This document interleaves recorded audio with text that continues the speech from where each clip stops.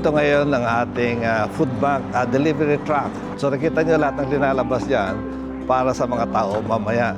So at 2 o'clock until 5, nandiyan nakapila ng mga tao.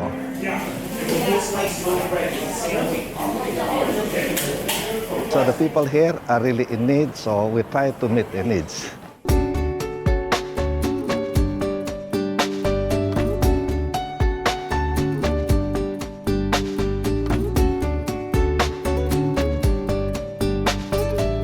I am a pastor tech of the Friends of Jesus Christ, Canada. Noong una, nagsimula ating food bank dito, operated ito ng YMCA. Pero ang YMCA magsasara. So pinas-on sa atin, sa Church of Friends of Jesus Christ, pinas-on yung operation nito. That's why we are involved. Walang hinto to. Almost 10 years na nandito kami sa food bank. Itong building na ito, this is a government-owned building. Ang partner natin sa ating food bank ay yung Toronto Housing at saka itong Second Harvest at saka Daily Bread Food Bank. So ang role natin dito is we organize everything. We have a lot of volunteers. We prepare the food. So at the appointed time at 2 o'clock, nandiyan na yung mga tao.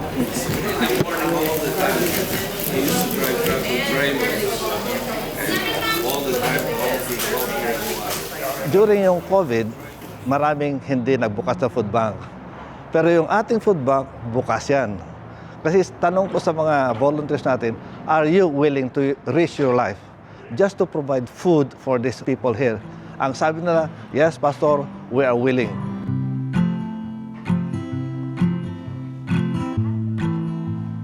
Ngayon, parating na yung mga food. Some of the volunteers, mamaya darating pa yung iba, ilalagay nila dito.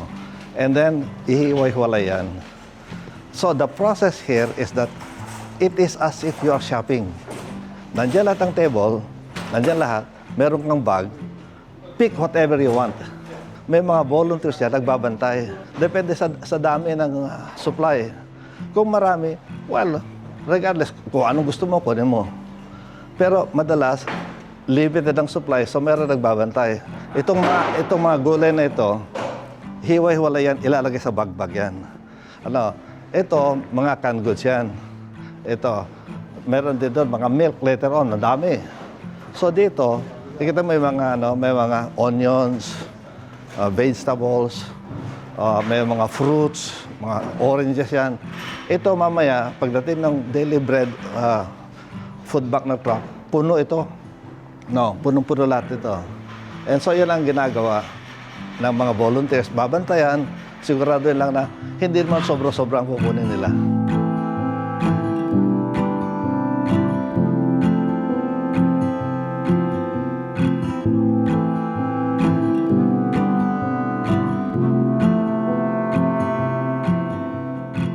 Madalas sinasabi nila, ang food bank, ang quality hindi maganda. No. Some of them I don't even buy. Mahal itong mga ito. Mga politicians nagpupunta rito, election times, they come for pictorial. Pag nakita nila yung pinapabigay nila, sabi ng isang politician, isang MP, I don't buy this. So huwag niyong mamalitin yung binibigay sa food bank.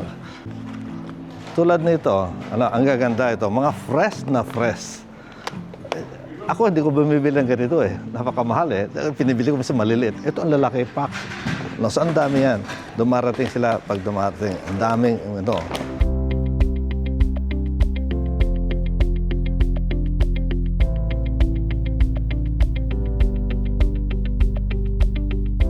Pag nakapila sila mamaya sa labas, ang unang-unang pupunta nila is yung desk na ito. Yung mga dumarating dito, ang mga tanong natin dito would be yung supposing income niya. Are you employed? How much do you make?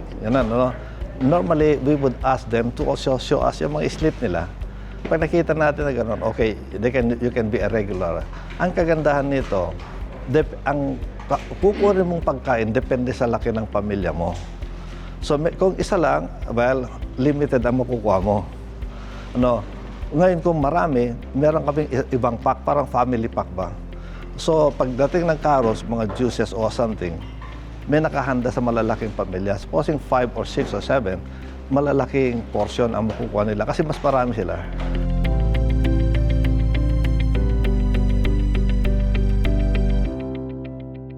Many times we want to minister also to Filipinos. May mga Filipinos din na dumarating dito. Pero kung minsan parang nahihiya sila. Especially siguro dahil nakikita kami mga Filipino rin dito nagbibigay, na parang nahihiya sila. Pero why should we be ashamed or be embarrassed in availing the services of the food bank? Pagkakailangan, well, mas mainam mag-avail ka ng food bank kaysa naman gutumin ka. Hindi naman ito maging dependent ka for life. Para makaraos lang for a while.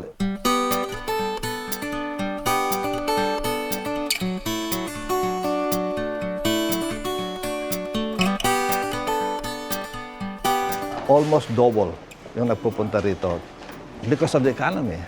Yung pagka-sweldo or pagka nakatanggap ng yung mga benefits, yung mga nakatira din sa building na to at saka mga ibang buildings dyan, pag nakakuha sila ng benefits, hindi masyado sila pumupunta rito or kung kukuha sila, konti lang. Pero kung wala, ang dami na, haba ng pila. Kitang-kita mo ang effect ng economy sa mga tao.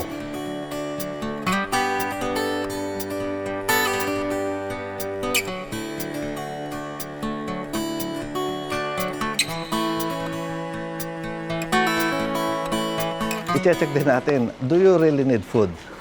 Are you really in need? Pagka ganun ang sitwasyon nila, nakaregister sila, bigyan natin sila ng number. So with that number, they come every week, papakita ng number, nakaregister. Kasi marami nagdo-double dipping. Pupunta rito, pupunta sa kabila, madaming food bank dyan. Kaya in the past, para pwede kang magnegosyo sa dami ng kuha. So nagawa ngayon ng database. Na lahat ngayon, pagka nakaregister ka na dito, nakakuha na dito, hindi ka na pwedeng kumuha sa kabila.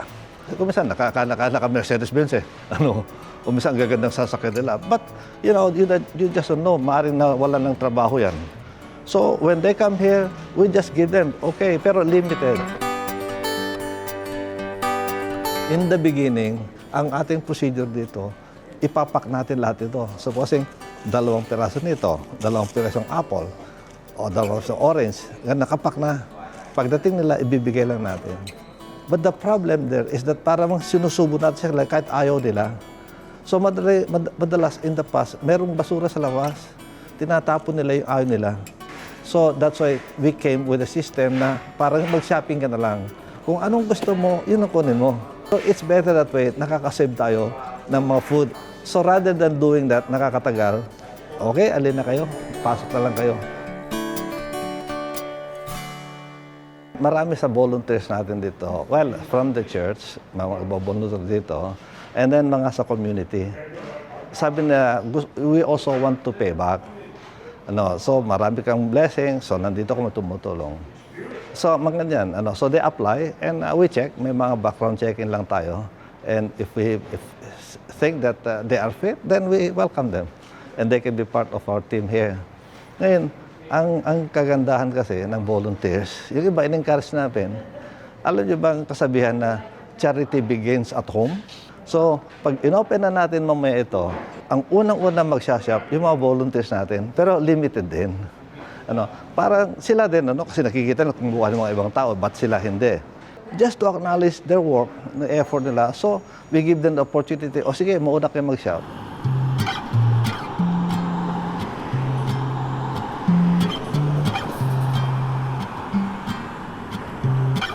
Ito yung mga frozen products natin. Yan, mga chickpeas at saka beans or something. Ito. Ayan, mga milk, mayroong egg dyan, yogurt. Kompleto yan. Gagandang mga milk to. 2%. Ito. Mga milk. May juice. And so with this. Ito rin. Marami uling milk. Kadami.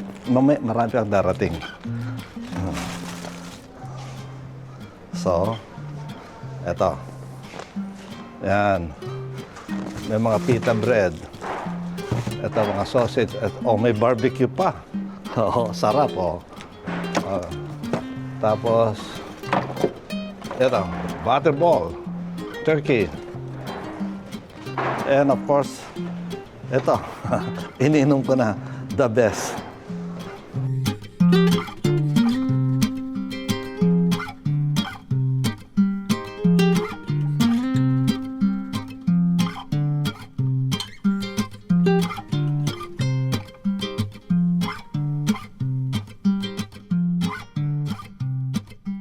So kung kayo, mga kapatid, you are in need, well, just come. There are those that come, mga Pilipino rin. And sometimes nalalaman namin ibang problema nila, yung iba naghanap ng trabaho. Well, if there are opportunities, nare-refer natin sa iba, mga ganun ba, nakakapag-connect sila.